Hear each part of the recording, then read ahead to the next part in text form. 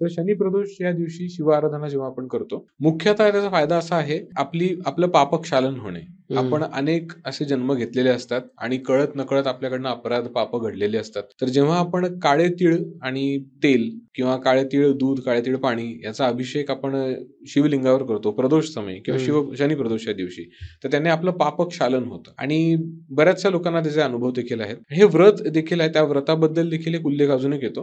कृष्ण भगवानांचं संगोपन करणारे नंद राजा यांनी, त्यांची भार्या यांनी देखील शिव आराधना किंवा शनी प्रदोषाचं व्रत केले होते. शनी प्रदोषाचे व्रत हे बापनाचार्युलू, नरसिंहवर्मा, व्यंकटप्पय्या श्रेष्ठी, अप्पलराजू शर्मा हे सर्वजण करत होते. अर्थात त्यांना ह्या सगळ्याबद्दलचं रहस्य माहित होतं. एक अजून एक सुंदर उल्लेख आहे शनी प्रदोष बद्दलचा, की ज्या दिवशी आपण शनी प्रदोषचं व्रत करतो शनिवारी, ते व्रत केल्यानंतर आपण त्या रात्री जेव्हा झोपतो, रात्री आपण झोपल्यानंतर आपल्यामधून सगळ्या पापलहरी, आपल्यामधून आपले वासना याचा क्षय होतो, आपले दुर्गुण बाहेर पडतात, ते विघटित होतात आणि जसं दुसऱ्या दिवशी म्हणजे रविवारी सूर्योदय होतो, त्यावेळेला ह्या सगळ्या निगेटिव्हिटीची अधिष्ठात्री किंवा तिचं केंद्र असलेलं जे स्थान आहे, तर ती ह्या सगळ्याला खेचायला महाकाली येते सूर्योदय समयी. आणि महाकाली येऊन ती गुप्त रूपाने राहून आपले सगळे दोष स्वतःमध्ये घेते आणि मग ती जाते आणि दुसऱ्या दिवशी म्हणजे रविवार पासूनचा आपला एक प्रकारे पुनर्जन्म झालेला असतो.